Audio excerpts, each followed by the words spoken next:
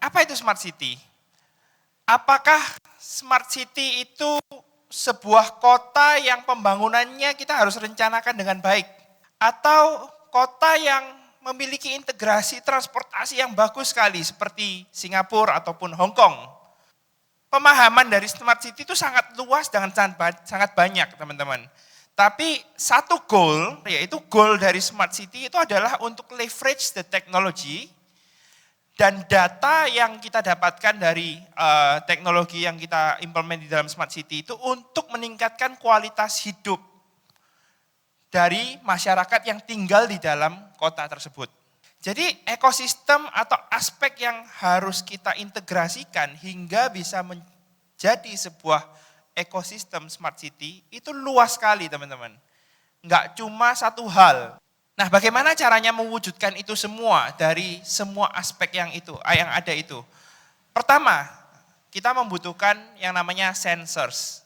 Ini akan menjadi seperti mata dan telinga bagi kota itu. Misalnya water quality sensor, ya kan, untuk mengetahui di suatu sungai atau di suatu waduk itu bagaimana kualitas airnya. Lalu noise sensors untuk mengetahui seberapa bising atau seberapa polluted dari segi suara di suatu area tersebut.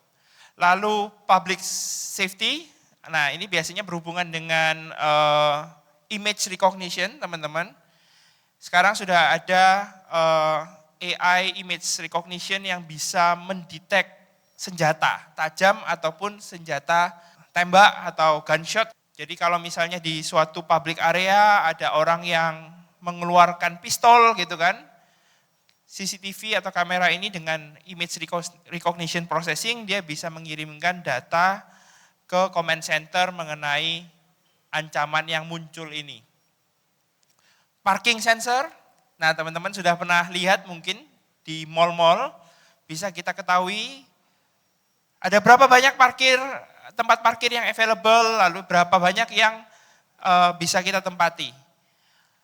Lalu waste level sensor, setelah kita mendapatkan atau mengkolek data-data dari sensor-sensor yang kita letakkan di dalam sebuah kota ini, tentunya kita membutuhkan koneksi.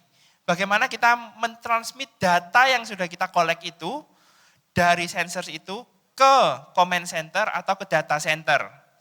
Itu bagaimana sih caranya untuk mentransmit data dari sensor itu? Banyak cara, teman-teman.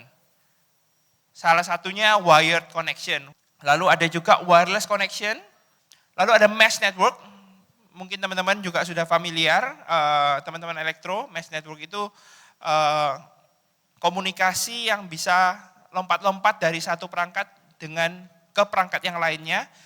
Lalu satellite, GSM, 5G sekarang ya kan, kita bisa menggunakan teknologi 5G atau cloud-based connection. Yang mana yang kita gunakan itu biasanya tergantung dari medannya dan juga datanya itu berapa besar. Nah setelah kita mengkolek data itu dari sensor dikomunikasikan dengan data sensor, kita membutuhkan yang namanya intelligence. Banyak sekali intelligence tools yang kita butuhkan dalam memproses sebuah data dari smart city. Inilah yang sekarang menjadi jurusan-jurusan atau profesi-profesi yang cukup hot di dunia teknologi.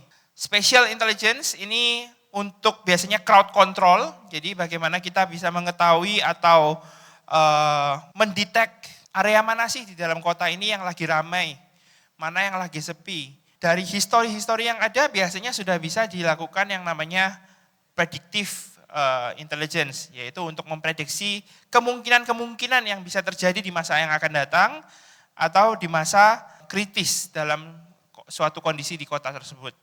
Tadi kita sudah punya sensorsnya, kita sudah punya connectionnya, kita sudah punya data analitiknya. Tapi ada satu hal yang sangat penting dan biasanya dilupakan. Nah, yang biasanya dilupakan itu adalah people atau orangnya. Ini menjadi suatu faktor yang sangat penting dalam mengimplementasikan smart city.